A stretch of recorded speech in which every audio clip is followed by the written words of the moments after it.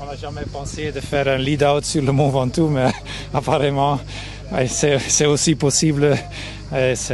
Pascal a beaucoup travaillé, Pascal Ekorn, pour pas laisser les échapper, de ne pas les donner trop de temps. Et il a continué à se battre pour revenir, pour faire cet effort le dernier kilomètre. Et le grinta de Parets, c'était incroyable. Ça fait du bien.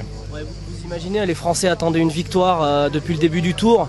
Ça se fait au Ventoux, 23 ans après Richard Virenque en plus. Le symbole, il est incroyable pour nous Français.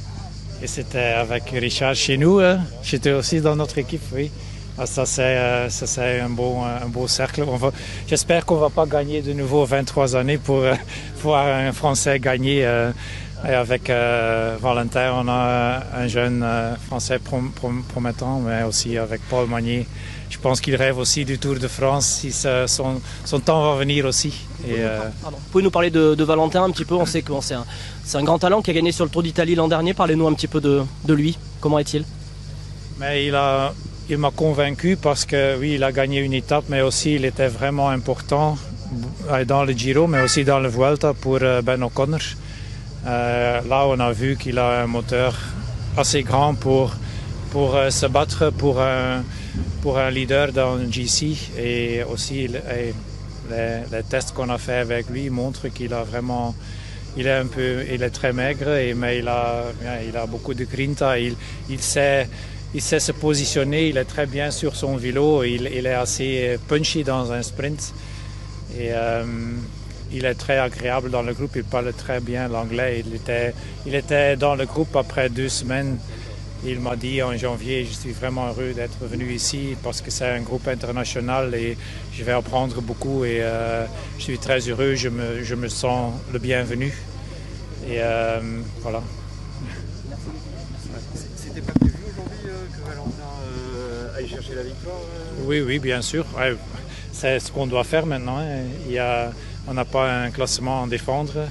C'est pour nous.